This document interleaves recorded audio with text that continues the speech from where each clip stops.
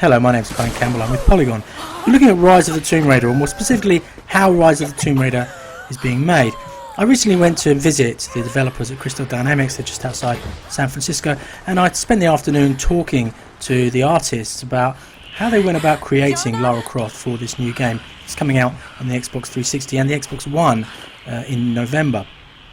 Obviously, a lot of the work is done in the motion capture studio. You can see here the actor Camilla Luddington and how she offers the voice and the movement and also the facial expressions of this character.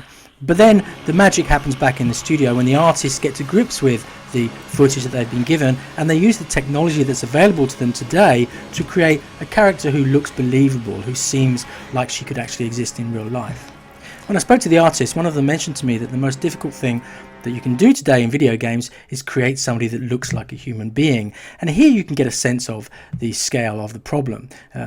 Individually, they have to create something that looks right in terms of eyes, hair, lips, skin, clothing, and how the clothing and the body react to the environment around them. A lot of the artists have anatomical drawings and models on their desks, so they come from medical backgrounds, medical art backgrounds, and they've used that knowledge in order to create somebody who seems like she's a real person. If you remember the original Tomb Raider back in 1996, it was made with a few dozen polygons, and yet they managed to create a believable human being and somebody who moved in a way that we can all recognize. And that's actually one of the problems for them now, is that we all feel like we know Lara Croft, and so when they're creating this person, it can't just be any person. It certainly can't be Camilla Luddington. It has to be Lara Croft.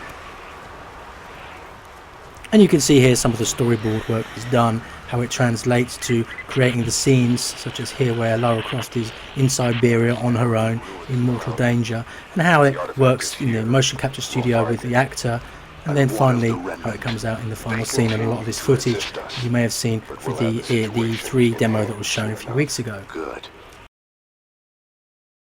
to take a specific here in these models, if you look at her hair, obviously in the original game she had this braid that was round down the back of her neck, but now her hair is so much more complicated that they've got dozens and dozens of sort of mother threads which feed off into thousands and thousands of children threads in order to create hair that moves around in a convincing way, that flicks and changes according to the weather.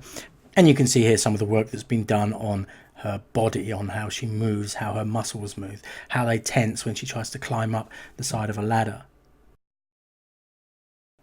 You can expect to spend a fair amount of time exploring tombs. And one of the things that I do find interesting about this game is that they've expanded the size of those tombs and the scale of them, and so inside each tomb there are multiple puzzles with a final destination. There is also a lot more water and a lot less or fewer QTEs.